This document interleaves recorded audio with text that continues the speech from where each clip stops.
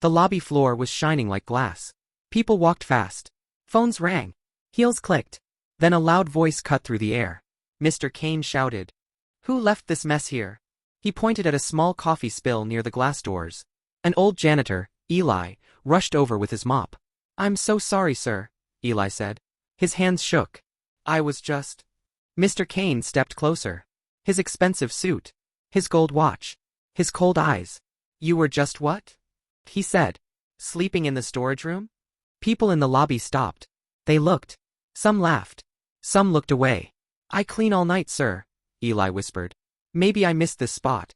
I'll fix it now. Mr. Kane smirked. Because of you, a client almost slipped. Do you know how much one client is worth? More than your whole life salary. Eli's eyes filled with tears. Please, sir, I really need this job. My wife is sick. My daughter. Mr. Kane cut him off. Enough. You're fired. Right now. Silence. Eli froze. The mop almost slipped from his hands. From the corner of the ceiling, a red light blinked. A security camera watched everything. The security guard Daniel looked up at the camera, then at Eli, then at Mr. Kane. He felt something in his chest. This is wrong, he thought. If you were in Eli's place, what would you do? Eli stood there, in front of everyone. His uniform was old. His shoes were worn out.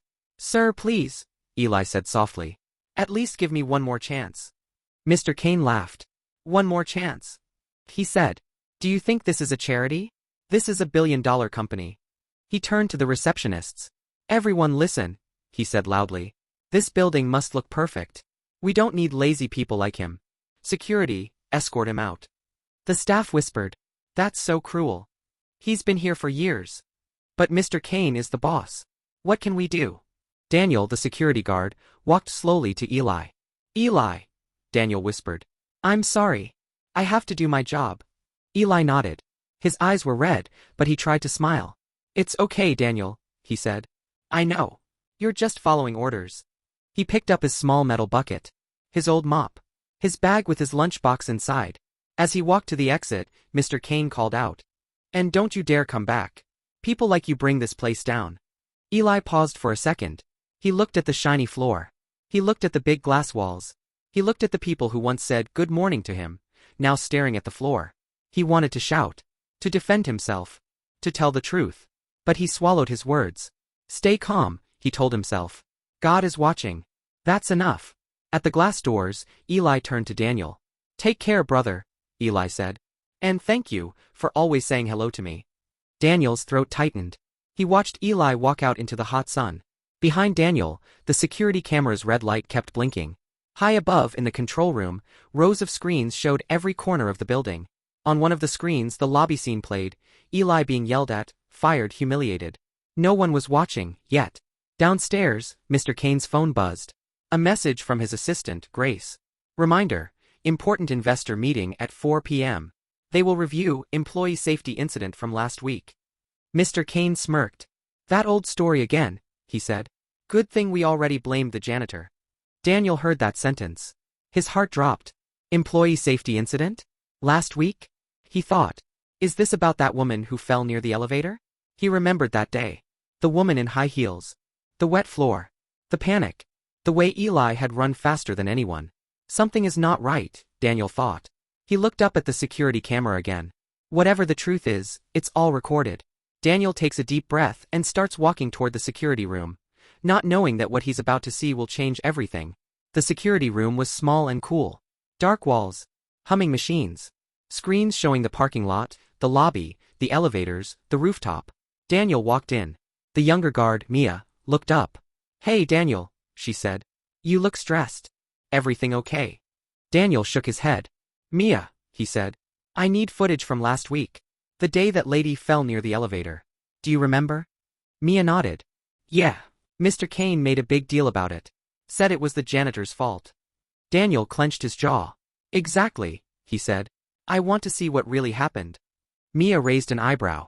You sure you want to go there? She asked. You know how he is. He doesn't like questions. Daniel looked at the screens. If we see nothing, he said, we forget it. But if we see something, I can't pretend. Mia sighed. Okay, she said. Let's find it. She clicked on the keyboard. Fast forward. Rewind. different camera angles. Then she stopped. There, she said. That's the day. On the screen, the timestamp showed last week. They saw the elevator area. They saw a small caution, wet floor sign moved to the side. They saw a woman in a tight dress and very high heels walking toward the elevator, looking at her phone. Mia whispered, "Oh my God." On the screen, the woman slipped. She grabbed the air. She fell hard. Daniel watched carefully. But something else caught his eye. In the corner of the screen, Eli was mopping another area. He saw the woman fall. He dropped his mop. He ran. People screamed. But Eli was the first one there. He put his jacket under the woman's head. He shouted, "Call an ambulance." He checked if she could breathe. Another angle showed something more. Two kids were close to the woman when she slipped. The younger child almost fell too. Eli grabbed the child with one arm and helped the woman with the other. "That man," Mia whispered. "He saved them." Daniel's eyes burned. "Play audio," he said. They heard Eli's voice in the recording. "Ma'am, please don't move," Eli said. "You might be hurt. Help is coming." Then they heard another voice. "Mr. Kane." He walked in later. He didn't ask how the woman was. He didn't thank Eli. Instead, he shouted, "Where is the caution sign?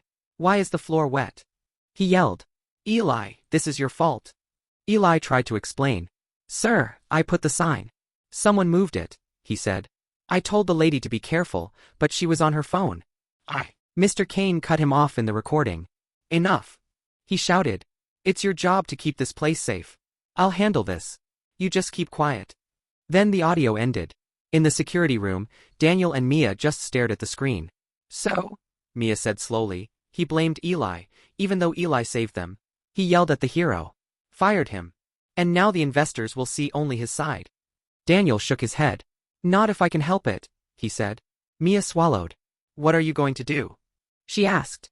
Daniel looked at the clock. "Investor meeting is at 4 p.m. in the big boardroom, right?" he asked. "Yes," Mia said. "Grace told me they may ask for footage." Daniel nodded. "Then we will give them the real footage," he said. "The full story. All angles. All audio." Mia looked scared. "Daniel, this could cost you your job," she said. "Mr. Kane will be furious." Daniel smiled sadly. "If I stay silent," he said, "I'm no better than him." He copied the video. He organized the clips in order. The wet floor. The moved sign. The woman falling. Eli saving her. Mr. Kane blaming him. He put it in a special folder. Full incident, lobby. Mia took a deep breath. "I'll back you up," she said. "I saw it with my own eyes now." At 3:55 p.m., Daniel walked toward the boardroom with a USB drive in his hand. His heart was beating fast. Outside the boardroom, Grace saw him. "Daniel," she said, surprised. "You're needed." "They may ask for footage," he said simply. "I'm ready." Grace nodded. Inside through the glass, Daniel could see them. Mr. Kane. Important investors. Two lawyers. The woman who fell, sitting with them. And next to her, her husband. Daniel's eyes widened. He knew that face. It was Mr. Carter. The man who owned many buildings in the city. A bigger billionaire than Mr. Kane. So, she is Mr. Carter's wife, Daniel thought. Grace opened the door. "Come in, Daniel," she said. "They're asking for the footage." Mr. Kane looks confident as Daniel enters with the USB, having no idea that the truth he tried to hide is about to appear on the huge screen in front of everyone. The boardroom was wide and bright. Floor-to-ceiling windows. A long glass table. A huge screen on the wall. Mr. Kane sat at the head of the table. His smile was calm. Rich. Confident. "Ah, Daniel," he said. "Good. We were just talking about the safety incident. Please show them the recording where the janitor messed up." The word, "messed up," cut through Daniel. He held the USB tight. Mr. Carter spoke in a deep voice. "My wife almost got badly hurt," he said. "I want to know if your building is safe, or if it's careless." Mr. Kane nodded quickly. "Of course, Mr. Carter," he said. "We take this very seriously. The janitor was fully responsible. You'll see." Daniel walked to the screen. He connected the USB. His fingers shook a little, but his eyes were firm. Grace noticed. "Something is wrong," she thought. Mr. Kane said, "Play the part where he left the floor wet." Daniel clicked on the file. But he did not play the short, cut version Mr. Kane wanted. He played, "Full incident, lobby." The screen lit up. First, they saw the wet floor near the elevator. Then they saw a hand move the yellow caution, wet floor sign to the side. Grace narrowed her eyes. "Wait," she whispered. Who moved the sign? Daniel froze the frame. Zoomed in. Everyone leaned closer. On the screen, they saw the face clearly. It was not Eli. It was one of the rich junior executives. The same man who always laughed with Mr. Kane. He had moved the sign so the path looked clear for his photos. Mr. Kane's smile disappeared. Mr. Carter looked at him. Is that your employee? Mr. Carter asked. Mr. Kane swallowed. I didn't know that, he said. Must be a mistake. Daniel pressed play again. They saw the woman walking. They saw Eli in the corner, warning her. On the audio, Eli's voice was clear. Ma'am, please be careful, he said. The floor is still a bit wet. The woman kept walking, eyes on her phone. She slipped. Everyone in the boardroom tensed. Then they saw Eli run. He grabbed the child. He protected the woman. His old jacket under her head.